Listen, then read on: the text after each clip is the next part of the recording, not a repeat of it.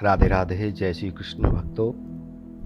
मैं ब्रजलोक कला मंच फाउंडेशन से जुड़ा हुआ हूँ। मित्रों, इस फाउंडेशन का उद्देश्य है ब्रज की सुंदरता को बचाना, ब्रज की कला को बचाना, ब्रज की संस्कृति को बचाना और ब्रज की लीलाओं को बचाना। भक्तों, ब्रज को हम तभी बचा सकते हैं जब ब्रज के बारे में अच्छी प्रकार से जानते हों। वैसे भी जब तक हम किसी वस्तु के, किसी चीज़ के बारे में, किसी क्षेत्र के बारे में ये नहीं जान लें कि इसकी कीमत, इसकी अहमियत हमारे जीवन में क्या है, तब तक हम उस वस्तु को पूरे मन के साथ नहीं अपनाते और ना ही उसे बचाने का प्रयास करते हैं। इसी उद्देश्य से मैं आपको ये जो सीरियल है आपके सामने प्रस्तुत कर रहा हूँ।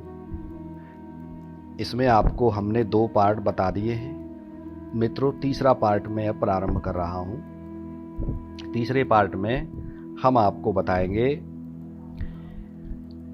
कि पाणिनि अष्टाध्यायी ब्रज के बारे में क्या कहती है,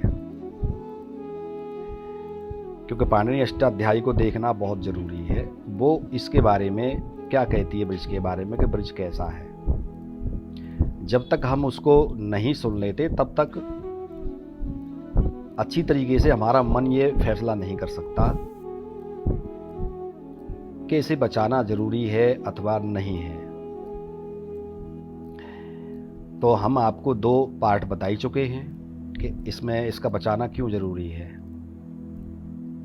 तीसरे पार्ट में फिर से वही शब्द आता है कि ब्रज को क्यों आवश्यकता है, हम क्यों बचाना चाहते हैं।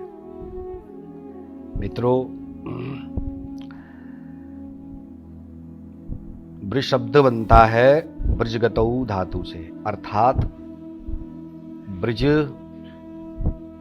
कहते हैं जाना। जाना, जैसे भगवान गीता में कहते हैं ना, अहम त्वाम सर्व पापेभ्यो मोक्षयिष्यामि मा शुचा, सर्वधर्मान् परित्यज्य मामेकं शरणं व्रज। तू मेरी शरण में जा, आजा, अर्थात जाना।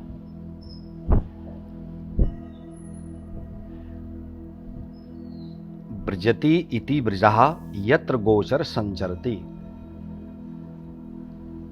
इस सूत्र से शब्द बनता, अर्थ बनता है जहां पर गाय संचरण करती है, चलती है, जहां गाय चरती है, जहां गाय रहती है, उसको ब्रज कहते हैं। मित्रों, ब्रजगतौ शब्द से ही ब्राजक शब्द भी बनता है। ब्राजक अर्थात ब्रह्मचर्य अवस्था, गृहस्थ अवस्था, वानप्रस्थ आश्रम, संन्यस्त आश्रम, ये 4 आश्रम होते हैं।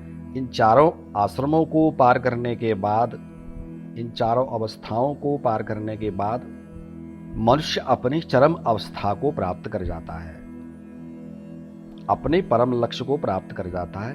तब उसको ब्राजक कहते हैं, वो ब्राजक हो जाता है। और ब्राजक का जहां अंतिम लक्ष्य होता है, जहां उसका अंतिम चरण होता है, फिर उसके ऊपर उसे कहीं जाने की आवश्यकता ही नहीं होती। उसी स्थान को, उसी लक्ष्य को, उसी धाम को ब्रज कहते हैं। समझे आप? मित्रों, ब्रज को मोक्ष के धाम के नाम से भी बुलाया जाता है। ब्रजन्त्यस्मिन्, इस निरुक्ति के अनुसार गमन वाली ब्रज धातु से गोचर, संचर व ब्रजव्यापन निगमाश्च। इस पाणिनीय सूत्र 3:122 के अनुसार घ प्रत्यय जुड़ने से भुक्तौ शब्द बनता है। भुक्तौ का अर्थ होता है मोक्ष को प्राप्त करने वाले जीव, प्राणी जिस स्थान को जाते हैं उस स्थान को ब्रज कहते हैं। ब्राजक भी अपने लक्ष्य को प्राप्त करने के लिए ब्रज में आता है, उसे अपना लक्ष्य प्राप्त होता है। और यहाँ पर सीधी सीधी बात आ रही है कि यानी कि जो मोक्ष का धाम है, जहाँ पर मुक्ति प्राप्त होती है जीव को सहज ही, उस स्थान को ब्रज कहते हैं। शास्त्र भी इस वचन की पुष्टि करते हैं, जहाँ लिखा हुआ है कि जहाँ परम गति मिलती है, मुक्तानाम परमागति। मुक्ति और गति मुक्तानाम परमागति, ये शास्त्र भी इसको पुष्ट करते हैं।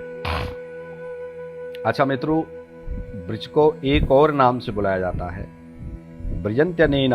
इस निरुक्ति में उक्त गमनार्थक ब्रज धातु से पुंसी संज्ञायाम घ प्रासेण पाणिनीय सूत्र 3-3-118 घ प्रत्यय करने से निष्पन्न ब्रज शब्द को दूसरा अर्थ होता है पुण्यात्माओं के गमन को साधन जहां है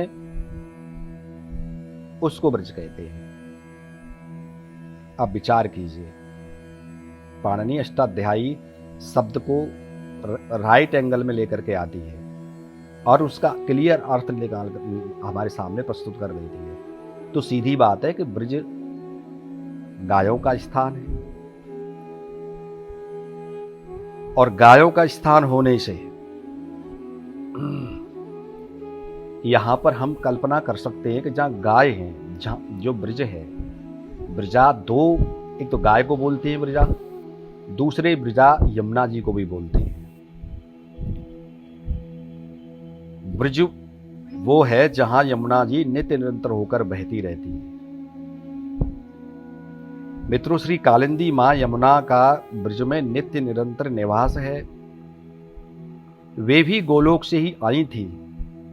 वृंदावन और गोवर्धन के साथ में गोलोक धाम में उनको ब्रजा नाम से ही बुलाया जाता है। मैं आपको पहले बता चुका हूं, ये गर्ग संहिता में है। इसीलिए कहते हैं ब्रजति इति ब्रजा, ब्रज वो है जहां यमुना जी का वास है। और मित्रों, यदि आप आज आएंगे मथुरा में मां यमुना की और उनके भाई यमराज की आज भी बहुत विशद अच्छी प्रकार से पूजा होती है। यम द्वितीया, दीपावली के तीसरे दिन यम द्वितीया पड़ती है।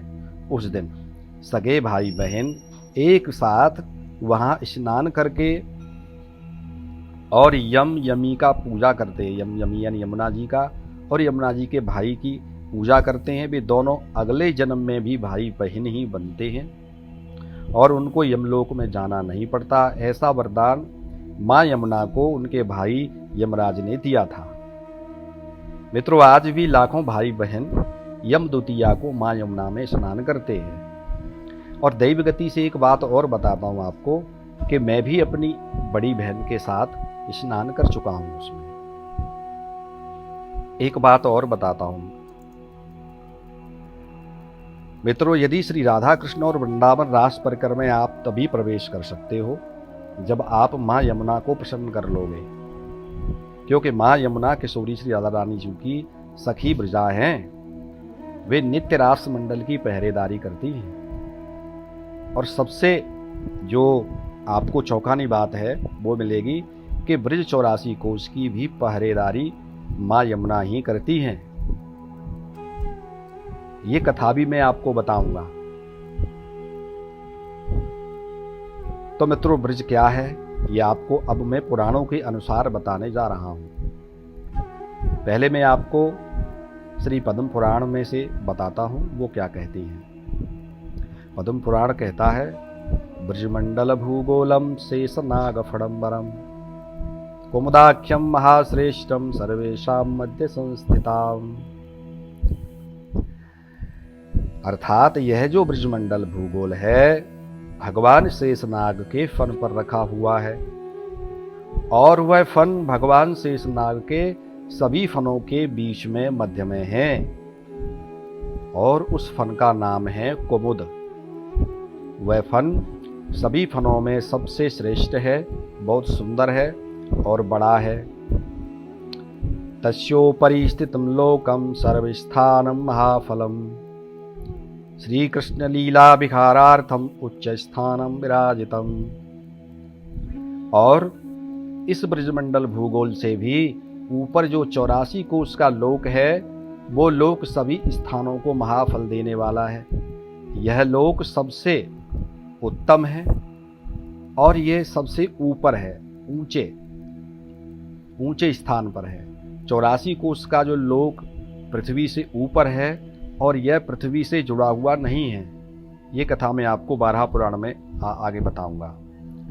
मित्रों 84 कोस का जो ब्रजमंडल है वो ऊंचे स्थान पर ही क्यों था? प्रश्न है ये, क्योंकि उसमें कहा गया है तस्योपरि स्थितम लोकम सर्व स्थानम महाफलम, सभी स्थानों को महाफल प्राप्त कराता है वो, और सबसे ऊपर स्थित है। क्यों स्थित है? बोले कृष्ण लीला विहारार्थम उच्च स्थानम विराजितम। भगवान श्री कृष्ण की लीलाएं सबको देखने को मिले, सबको सुनने को मिले, सबके पास उनका मैसेज जाए, इसलिए ऊंचा रखा। ऊंचे रखने के लिए जैसे चाहे कोई नाटक हो, चाहे रामलीला हो, रासलीला हो, या किसी भी मंच से समाज में कोई संदेश देना हो, तो उस मंच को सबसे ऊंचे स्थान पर रखा जाता है, ऊंचा बनाया जाता है, इसीलिए ये सबसे ऊपर है। परात्पर परब्रह्म परमात्मा भगवान श्री कृष्ण की ये 84 कोस की ब्रज लीला स्थली है। पहले में कि श्री कृष्ण लीला विहारार्थम, ये लीला के लिए, ये 84 कोस का जो ब्रज है ये केवल मात्र उनकी लीला के लिए है। अच्छा, पद्म पुराण आगे कहती है कि ये जो ब्रजमंडल सबसे ऊंचा है, सबको महाफल देता है, इसका आकार कितना है? तो पद्म पुराण आगे कहती है कि चतुराष्टक क्रोशेन परिपूर्ण विराजितम, ये 84 कोस का है, परिपूर्ण रूप से विराजमान है। अस्या प्रदक्षिणा कुर्वन् धन धान्य सुखम लभेत, जो भी प्राणी इस 84 कोस ब्रजमंडल की परिक्रमा करता है उसको फाइनेंशियल परेशानी, धन धान्य की कमी कभी नहीं होती, और उसको संतान आदि की भी कभी भी कोई ऐसी खास परेशानी नहीं होती। और हम इसमें आकर के और क्या क्या कर सकते हैं? दानार्चावास तो लोके विष्णु लोके मवाप्नुयात, दानार्चावास तो लोके विष्णु लोकम मवाप्नुयात। यदि इस 84 कोस ब्रजमंडल में आकर के हम शुद्ध और सही स्वरूप से दान करते हैं, अर्थात हम गायों का, श्री राधा कृष्ण का अर्चन करते हैं, तो हमें विष्णु लोक की प्राप्ति होती है, वैकुंठ की प्राप्ति होती है। सीधी सी बात है। आगे कहा इसमें आवास्थान श्रियते चेह पुनर्जन्म न विद्यते, और जो इसमें निवास करता है, इस 84 कोस ब्रजमंडल में जो रहता है, उसका तो पुनर्जन्म होता ही नहीं है। यानी कि आने जाने से, इस मृत्यु के बार बार चक्कर लगाने से, जन्म लेने से मुक्ति मिल जाती है उसको, वो भगवान के परिकरों में शामिल हो जाता है। ये मैंने आपको बताया। अच्छा, जो भगवान का सखा बनना चाहता है, भगवान के परिकर में शामिल होना चाहता है, उसे क्या करना चाहिए? बोले इस 84 कोस ब्रज में निवास करते हुए भगवान की लीलाओं का दर्शन करना चाहिए, लीलाओं का चिंतन करना चाहिए, लीलाओं का मनन करना चाहिए। फिर वो भगवान के उसी परिकर में प्रवेश कर जाता है, दोबारा उसका कभी भी जन्म नहीं होता। राधे राधे। जय श्री कृष्ण मित्रों, मैं आपसे फिर कह रहा हूँ, आपको कोई सुझाव देना हो या कोई भी बात आपको कहनी हो तो कमेंट बॉक्स में आप लिख सकते हो। अच्छा, चौथा पार्ट हम आपको कल सुनाएंगे। राधे राधे। जय श्री कृष्ण।